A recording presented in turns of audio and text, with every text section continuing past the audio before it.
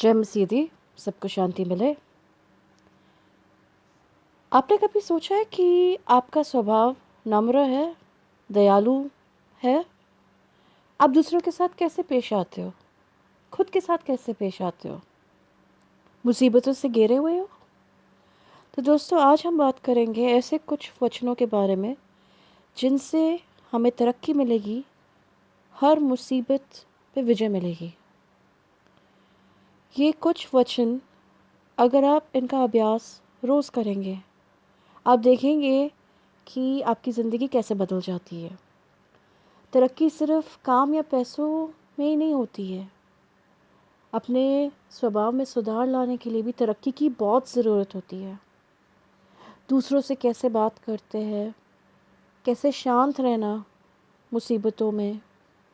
तो चलिए अब हम शुरू करते हैं। पहला वचन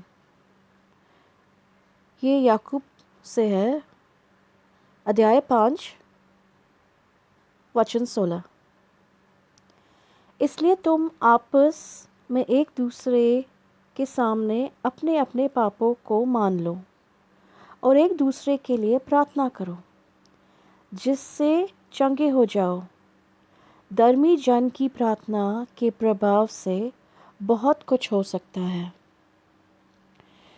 हम लोग क्या करते हैं रोज़ या अपनी आम जिंदगी में क्या करते हैं? एक दूसरे के बारे में बुरा बोलते हैं, एक दूसरे के खिलाफ नुक्स निकालते हैं। ये सब नहीं करना चाहिए। यहाँ पे इस वचन में ये कहा जा रहा है कि हमें एक दूसरे के लिए प्रार्थना करनी चाहिए, एक दूसरे को ऊपर उठाना चाहिए, प्रार्थना में मदद करनी चाहिए। और जो इंसान प्रार्थना में बना रहता है, भगवान उससे बहुत खुश रहता है और उसकी प्रार्थनाएं बहुत जल्दी कबूल होती है। तो अगर आप भी ये करेंगे, प्रार्थना करेंगे और बहुत ज़्यादा प्रार्थना में रहेंगे, तो आपकी भी फरियादें बहुत जल्दी यीशु मसीह कबूल करेंगे। तो चलिए आगे बढ़ते हैं। इफिसियों अध्याय 4 वचन 32। और एक दूसरे पर कृपाल और करुणामय हो, और जैसे परमेश्वर ने मसीह में तुम्हारे अपराध क्षमा किए, वैसे ही तुम भी एक दूसरे के अपराध क्षमा करो। आजकल का जो दौर चल रहा है, हम सब लोग गुनाह करते हैं, कभी जानबूझ के, कभी अनजाने में। हमें एहसास नहीं होता कि हम क्या कर रहे हैं। और जिन लोगों को एहसास होता है, उनको उससे फ़र्क नहीं पड़ता है और प्रभु को ये बातें अच्छी नहीं लगती है। हमें एक दूसरे को माफ़ करना चाहिए। हमारा स्वभाव नम्रता भरा हो, दयालु किस्म का हो, एक दूसरे को माफ़ करते हुए आगे बढ़े। आप जिन जिन लोगों ने भी, मुझे पता है आज के दौर में बहुत मुश्किल है लोगों को माफ़ करना। बहुत लोग ये भी सोचते हो कि हाँ ये उस टाइम की बात है। नहीं, ये रोज़ के लिए है, ये आज की पीढ़ी के लिए, ये आने वाली पीढ़ी के लिए भी है कि हम माफ़ करें। आप माफ़ करो और बाकी यीशु मसीह पे छोड़ दो। वो करेंगे जो उनको करना है, जिसने भी आपको दुख पहुंचाया है। आगे बढ़ते हैं। गलातियों अध्याय 5 22 और 23। पर आत्मा का फल प्रेम, आनंद, मेल, धीरज और कृपा, भलाई, विश्वास, नम्रता और संयम है। ऐसे ऐसे कामों के विरोध में कोई भी व्यवस्था नहीं, व्यवस्था नहीं। तो यहाँ पे ये कहा जा रहा है कि अगर हम अच्छे तरीके से रहे, अपने साथ भी और दूसरों के साथ भी, आसपास के लोगों के साथ भी हम लोग भले चंगे तरीके से बात करें, नम्रता से पेश आए, विश्वास रखे प्रभु में, जैसे भी मुसीबत हो, जैसे भी हालात हो, जो भी तकलीफ़ हो, उन पे विश्वास बने रहे। सिर्फ 1 घंटे के लिए विश्वास है, सिर्फ संडे को मैंने फ़ास्ट किया या फ्राइडे को फ़ास्ट किया, सिर्फ उस दिन विश्वास बना रहे, ये तो कोई बात नहीं हुई। आपको रोज़ हर पल उन पे विश्वास बनाए रखना पड़ेगा। और आप आस्ते आस्ते ट्राई कीजिए विश्वास उनमें बढ़ाना, यीशु मसीह में विश्वास बढ़ाइए। जैसे ही आप विश्वास बढ़ाते जाएंगे, आप देखेंगे कि आपके बहुत सारे प्रॉब्लम्स कम होते जा रहे हैं। आप उनको एक नए नज़रिए से देखेंगे। अब पढ़ते हैं हम कुलूसिया अध्याय 3 वचन 12।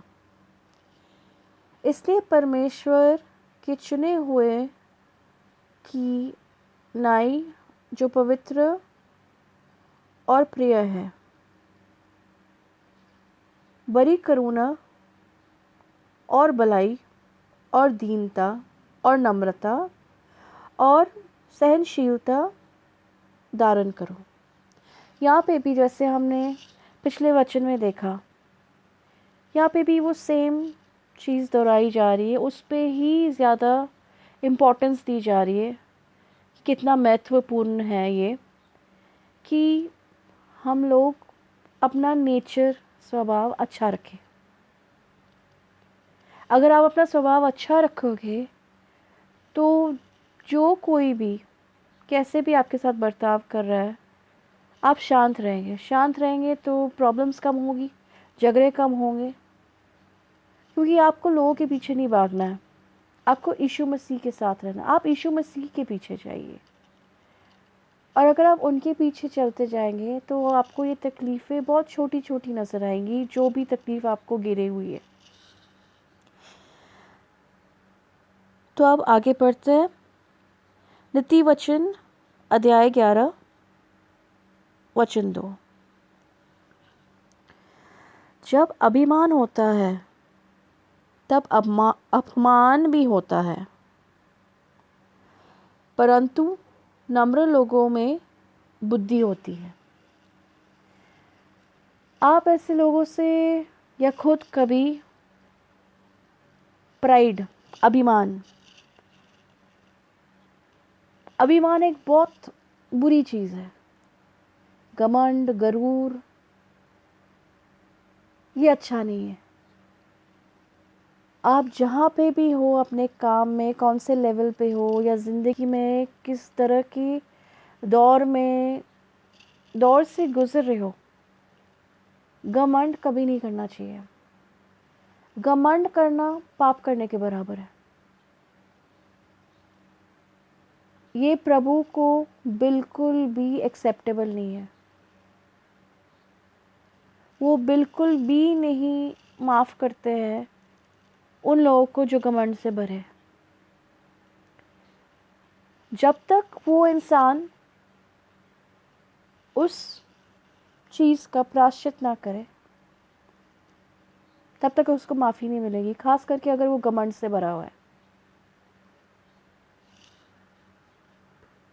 जो लोग घमंड से भरे होते हैं उनको तकलीफ़ें भी बहुत आती है।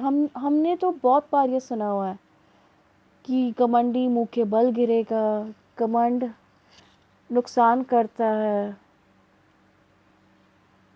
घमंड में, आकड़ में, मतलब आप अपने आप को बहुत ऊंचा समझ रहे हो और भगवान को अहमियत नहीं दे रहे हो। यहाँ पे घमंड लोग अक्सर खुदगर्ज होते हैं और ये प्रभु को कबूल नहीं है। प्रभु को वैसे लोग बहुत पसंद है जिनका स्वभाव एकदम शांत किस्म का हो, नम्रता से भरा हो, दयालुपन हो उनमें। तो अपने स्वभाव को बदलिए, ये वचन पढ़िए, रोज़ पढ़िए, ताकि आपको पता चले कि मैं कैसे लोगों से बात करूं। और ये चीज़ें ही आपकी तरक्की में आपको बहुत फ़ायदेमंद साबित करेगी, बहुत मदद करेगी ये चीज़ें। क्योंकि अगर आप सिर्फ अपने लिए ही सोचते रहोगे और दूसरों को नुकसान पहुंचाओगे, तो ऐसे तो आप आगे नहीं बढ़ेंगे। तो आपको पहले अपना स्वभाव थोड़ा ठीक करना पड़ेगा। प्रार्थना में बने रहिए, ज़्यादा प्रार्थना कीजिए, ये वचन रोज़ पढ़िए, इससे आपको बहुत बहुत ही ज़्यादा आराम मिलेगा, खुशियाँ मिलेगी, आपके प्रॉब्लम्स भी कम होते जाएंगे। तो दोस्तों बहुत बहुत शुक्रिया वचन सुनने के लिए, कीमती वक्त बिताने के लिए।